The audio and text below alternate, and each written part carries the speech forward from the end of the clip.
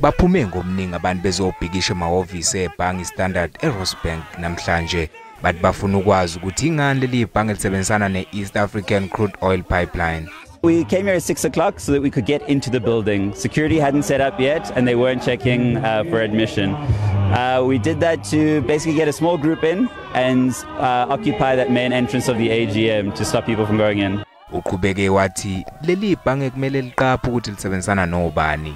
Standard Bank is financing Cabo Delgado's gas production. They're financing Tendela coal, which was the reason why Fikile Nchengaze was killed. There are thousands of people being killed in Mozambique today because of Standard Bank's financing.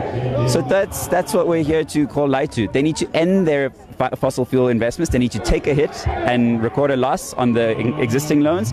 Uthe ngabe kungcono kube lo 100 rand ukhishwa leli ibhange liwukhiphela uwoyela liwukhiphela ukuhlangabezana nenkinga yogesi ekhungethela kuleli. They need to end their fossil fuel investments. They need to take a hit and record a loss on the existing loans. And they need to finance community-owned renewables, finance for poor communities in this country. Uphethe ngokuthi leli ibhange lalisenge imithiyo njengoba lalithi lingena kulobu budlelwano ngenhloso ukusiza kwezomnotho.